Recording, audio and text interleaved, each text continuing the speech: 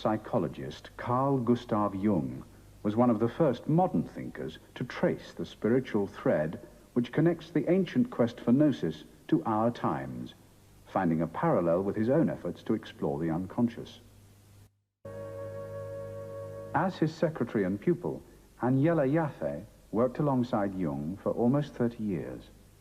Jung was very much interested in all manifestation of mankind coming directly from the unconscious. Now, Gnosticism, or Gnosis, is not an intellectual wisdom, but a wisdom which was expressed by feeling, by the unconscious. But Gnosticism was something which gave an insight to the unconscious of man, how it functions. This wealth of images, pictures, visions, and so on. Therefore, he was very much interested. And also to see how deeply religious the unconscious is. Jung began to study Gnostic ideas in about 1910, while he examined the dreams of both private patients and those in mental hospitals. He revived the Gnostic term archetypes to describe the mythical and mystical symbols and images that lie below the surface of everyday conscious life, but erupt from the unconscious in dreams. That surely led me on to a profound study of the archetypes. I got more and more respectful of archetypes. And the next question I asked myself was, now where in the world has anybody been busy with that problem?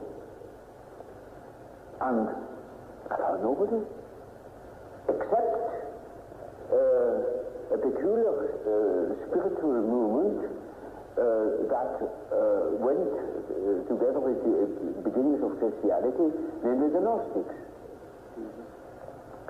And that was the first thing that I thought. They were concerned with the problem of archetypes. Jung absorbed the Gnostics' theological myths and symbols and even wrote a short essay in Gnostic style, The 7 Sermons to the Dead. Despite an immense gulf of time, he regarded the Gnostics as his predecessors in the search for spiritual awareness. They have lived in the 1st, 2nd, and 3rd century, and what was in between? Nothing. And now, today, we certainly fall into that hole and are confronted by the problems of the collective unconscious, which were then the same in 2,000 years ago, and we are not prepared to meet that problem. Jung called the Gnostic texts he studied well-nigh inexhaustible sources of knowledge for the psychologist. He connected them with the dreams and visions, the gods and godlessness of his own patients. His colleague, Professor C.A. Meyer, sees the modern search for spiritual knowledge, which is not satisfied by faith alone, becoming more important than ever. His thesis was that Gnosticism is not philosophy or speculation or heresy, but that it is simply an experience of the soul. And curiously enough, the Jung Codex, which shows you the experience of the Gnostic, of life as a nightmare in this world, until you hear the voice somewhere coming from somewhere of Gnosis, that is a complete confirmation of his thesis that Gnosis is based on an inner experience. Codex 1 from Nag Hammadi was named the Jung Codex. He is quoted as having said, "I have worked all my life to know the psyche, and these people knew already." And it is true that the Gospel of Truth in the Jung Codex is such a vivid illustration of what man's predicament is according to Jung, that it could have been a falsification by a Jungian, which it is not.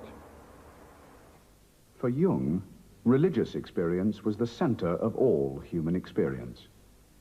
His apparent preference was for the Gnostics' symbolic, individual search for religious truth rather than the mass appeal of the religious dogma which requires unquestioning acceptance. He was very in great awe to the dogma. But he said only fools touch to the dogma. But what is necessary is that we understand it now in a new way. Namely, not as 100% truth, but as a symbol. That is a great thing. That changes everything. What sort of religious upbringing did your father give you? Oh, we were Swiss. Jung created consternation at the end of his life when he gave an apparently Gnostic reply to the most obvious question about his religious outlook. And did you believe in God? Oh, yes. Do you now believe in God? Now? Difficult to answer. I know. I don't need to believe. I know. He was one of the few people in the Western world who was familiar with Gnostic lore and who saw that they were important for our civilization.